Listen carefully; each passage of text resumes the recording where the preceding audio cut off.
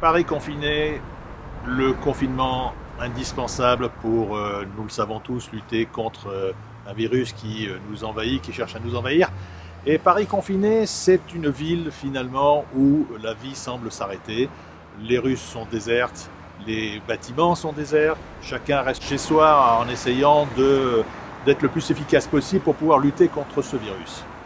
Toutefois, Paris n'est pas complètement mort puisque les humains ne circulant plus dans Paris, eh bien la nature, qui est importante et présente, se révèle complètement en ce temps de confinement. Et vous avez pu le constater, si vous tendez l'oreille, on entend maintenant des petits oiseaux qu'on n'entendait pas avant.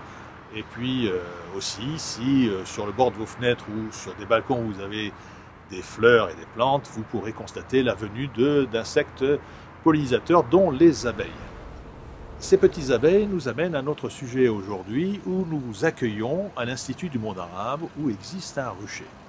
L'Institut du monde arabe à Paris a confié la gestion de ce rucher à l'école d'apiculture urbaine de Paris où j'enseigne.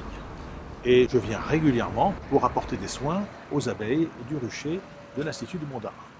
Il y a 5 ruches et ces 5 ruches qui représentent tout de même 250 000 petites créatures, eh bien, il faut s'en occuper, il faut leur apporter des soins, et c'est mon travail.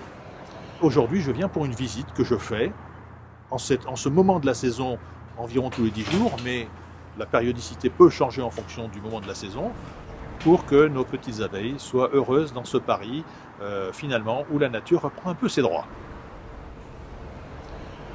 Mon premier travail en tant qu'apiculteur, pour vérifier la bonne santé de la ruche, ça va être de vérifier un certain nombre de choses. J'ai besoin, pour faire un diagnostic, de savoir, dans cette ruche que j'ouvre, d'abord, voir si les abeilles sont suffisamment nombreuses ou pas. Des ruches où il y a peu d'abeilles, c'est des ruches faibles. Qui dit ruche faible, dit ruche susceptible d'avoir des problèmes, en particulier des problèmes de maladie. Donc une ruche forte est toujours rassurante, et en même temps, une ruche forte, c'est une ruche performante, donc si on veut récolter du miel, la ruche forte, évidemment, jouera un rôle important. Donc c'est le nombre d'abeilles est important. L'autre chose que je vérifie, c'est la présence sur les cadres qui sont à l'intérieur de la ruche, et nous allons soulever ces cadres, nous allons les regarder un par un pour voir justement est-ce qu'il y a suffisamment de couvains. Le couvain, ce sont les œufs que la reine aura pondus et qui se seront transformés donc en abeilles prêtes à naître. Ce couvain me donne une idée du développement de la ruche. L'autre élément, c'est la recherche de pollen. Le pollen est un élément important, puisque les abeilles vont le chercher sur les fleurs, et ce pollen permet à la ruche de se développer. En particulier, le couvain, les œufs que pond la reine, sont alimentés par une préparation que font les abeilles à partir du pollen. Donc le pollen, c'est important de le trouver dans une ruche. L'autre élément important à avoir dans une ruche, c'est évidemment la présence de miel. Les ruches vont stocker du miel, ce miel leur permettant de vivre, puisque c'est une substance énergétique qui leur permet de faire tous les travaux qu'elles ont à faire. Donc je vérifie la quantité de miel qu'il y a dans une ruche. Il y a une promiscuité très importante dans une ruche. Les abeilles sont les unes sur les autres et elles adorent ça.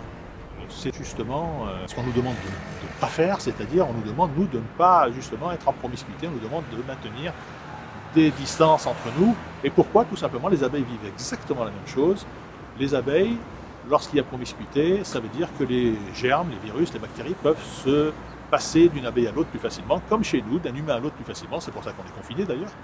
Mais les abeilles, elles ne sont pas concernées en tout cas par le virus qui nous touche, mais elles ont aussi d'autres virus et d'autres germes, d'autres maladies. Pourtant, elles sont toujours en promiscuité énorme, importante. En fait, les abeilles ont découvert, il y a très longtemps, dans la nuit des temps, elles ont découvert un produit qu'elles sont allées chercher sur les bourgeons des arbres. Pour nous aussi, la nature était notre pharmacie. Pendant longtemps, je pense qu'elle l'est encore un peu. Et les abeilles ayant trouvé ce produit fabriqué par les arbres qui protège les bourgeons des arbres qui sont très fragiles et que l'on appelle la propolis, les abeilles récupèrent cette propolis pour en enduire complètement l'intérieur de la ruche. Une ruche, c'est rempli, en tout cas sur les bords, de propolis.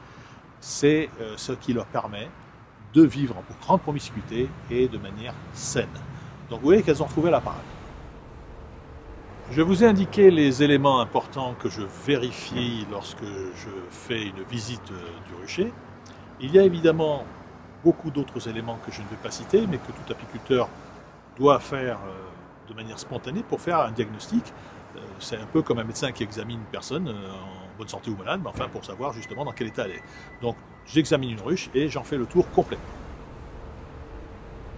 Vous pourrez bien entendu, lorsque le confinement sera terminé, et ça nous espérons tous qu'il sera rapidement compris et que tout rentrera dans l'ordre, lorsque le confinement sera terminé, vous pourrez venir à l'Institut du Monde Arabe, bien évidemment, pour visiter ce rucher, et puis aussi pour assister à des conférences que nous donnons, nous, École d'apiculture urbaine, au sein de l'Institut du Monde Arabe, des conférences qui traitent de l'élevage des abeilles, du monde des abeilles, de la pollinisation, de la nature au sens large, avec évidemment le rôle important que jouent les pollinisateurs, mais aussi le rôle culturel que jouent et qu'ont toujours joué les abeilles dans l'histoire de l'humanité. Et sous tous les cieux, dans toutes les cultures, les abeilles ont toujours joué un rôle très important.